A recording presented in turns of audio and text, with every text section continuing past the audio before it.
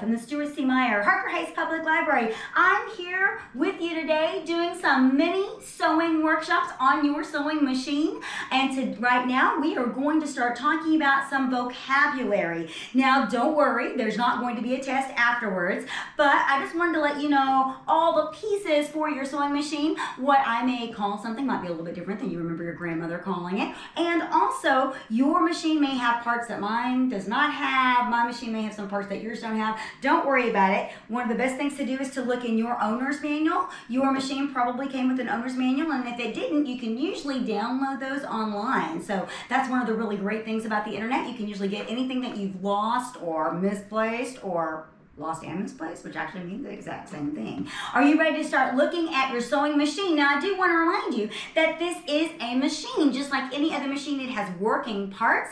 A machine is designed to do things for us so that we don't have to hand sew every single thing that we do. So this one is a mechanical machine. It has a lot of parts. So let's just start on this side, or start on top, and then we'll go all the way around and we'll look at some of those parts and pieces. The first thing you're going to see right here is a bobbin winder. So you're thinking, wait a minute, what is the bobbin? I'm going to tell you because I want to start here. This is the bobbin winder, and I'll show you a bobbin. Here it is. This is the bobbin.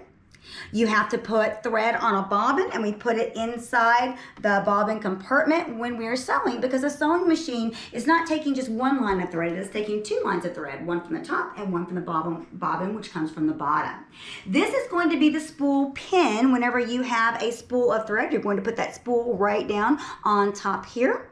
This is your thread guide. You can see almost every machine will have it written right on your machine. This is basically just a map of your machine and where to go with the thread in order to either wind the bobbin or thread your needle. Now what you can't see on mine, and yours may be a little bit different, is I have a handhold right here. So if I wanted to carry my machine, some of you may have a handle, but almost every machine will have that for you. Your machine is an amazing work of not just business and work, it's also a work of art. Believe me, the people who have designed these things have done a fabulous job for us.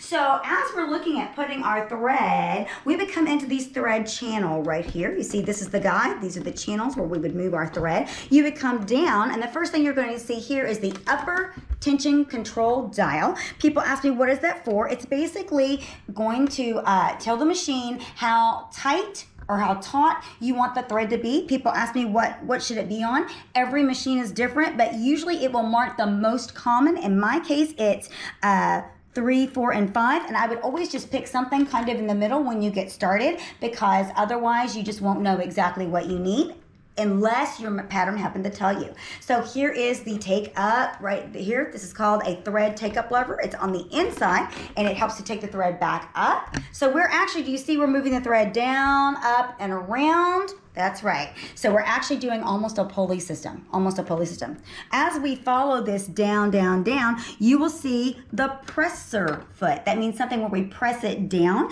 It actually puts pressure on the material, so it will hold the material taut. And you'll see in here are the teeth. These teeth will help guide your material and move the material forward. You're still going to be using your hands in that area to keep it on the straight and narrow, but those teeth are going to help you out. Here you would see this is where a needle would be, so I'm going to show you a needle.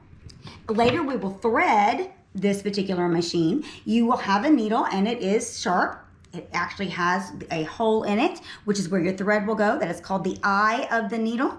And depending on your machine, you will probably have a needle that has a flat part and a rounded part. In most cases, the rounded part goes in front and the flat part goes in the back. You put it up here, and then you would use a screwdriver to work on this screw that would tighten your needle in there. So you had the presser foot, and what you see back here are my hands. Here's a lever. Your lever may be in several different spots on your machine, but it's always going to be in this general area. All right, so what else do we have down here? Now, I showed you this in one of our other videos, or several of our other videos. We take this off if we need to sew something kind of smaller, but this is a flatbed. It's flat, it's a flatbed compartment, and it's basically where you would put a lot of your accessories. You may put some extra needles. You may put extra feet, a different type of foot. This particular foot is one that you might use on zippers. We have this one is used to make buttonholes. You also might put some extra bobbins in there. You might have a seam ripper, my absolute favorite tool in the whole world. And you might also have some pins. Here are some pins that you would use to pin a lot of things. You would put them in here, kind of fold them in, and put them right back in this compartment. There you go, and you would be ready to go. So let's keep moving on around. Let's move over here, and you'll see a lot of really great pictures. Now, this is what you would call just a regular, what you can buy at almost any store type of machine. We're going to see that there are many different types of stitches from which you can choose. So this dial is going to be your stitch control dial. You're going to be looking over here and you're saying, yes, I want a straight stitch. I want a zigzag stitch. Oh, see up here, these look like little buttonholes. We're going to use that to make some buttonholes. We would use this dial, moving it back and forth and back and forth. People ask me, what do you usually choose? I always say start with a straight stitch. Start with a straight stitch and get used to that first, and then just give it a try. Give it a try. This is a lever, and this is what we would call the reverse lever. Whenever you are sewing, you're going to go forward, but sometimes you'll need to back up whenever you need to lock anything in place. So what you would do is you would just hold this down and continue sewing, and that would back it up a little bit. So let's look over here on this side. On this side, you'll see this dowel right here. This is something you can use to you just manually turn this so that you can manually do your sewing. I sometimes do that whenever I don't want to go very fast because the machine is moving faster than I want to, so I'll just do it manually to get it exactly like I like it, or especially if I think I only need one more stitch or maybe two more stitches. Here you will see this is the socket. This is where you're going to plug in, and I'll go ahead and plug this in for us. You're going to plug in your pedal. This is also known as a foot control. And this is going to be your cord. We're going to plug that into our wall. And then this right here is going to be your light switch, but it's also not just turning on the light for you, it's also turning on your entire machine. So those are just some of the words that we might be using quite a bit in our mini workshop. I hope that was a little bit helpful to you. So again, here's some vocabulary, and I look forward to seeing you in our other mini workshops.